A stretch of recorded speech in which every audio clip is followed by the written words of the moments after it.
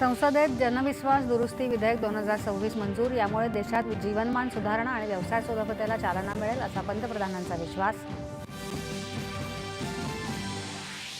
रशियाचे उपपंतप्रधान डेनिस मांतुरोव्ह यांनी नवी दिल्लीत पंतप्रधान नरेंद्र मोदी आणि परराष्ट्र मंत्री डॉ. एस जयशंकर यांची घेतली भेट. द्विपक्षीय व्यापारावर चर्चा.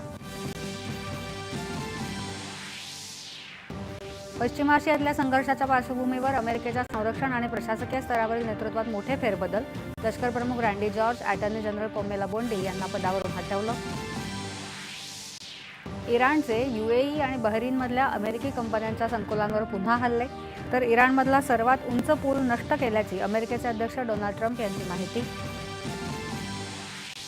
संभाव्य मनुष्यहानी आणि विनाशकारी आर्थिक परिणाम विचारात घेऊन आखाती भागातलं युद्ध थांबवण्याचं संयुक्त राष्ट्रांच्या सरचिटणीसांचं अमेरिका, इस्रायल आणि इराणला आवाहन.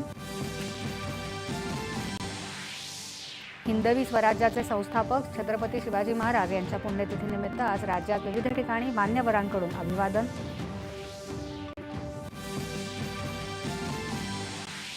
आज गुड फ्रायडे निमित्त जगभरात विविध गिरिजाघरांमध्ये प्रभू येशू ख्रिस्तांच्या बलिदानाचं स्मरण करण्यासाठी प्रार्थना सभांचं आयोजन.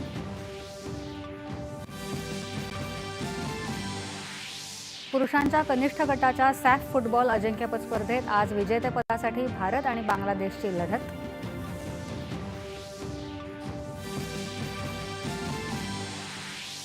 आणि राज्यात पुढील 2 दिवस बहुतांश जिल्ह्यात अवकाळी पावसाचा हवामान विभागाचा इशारा.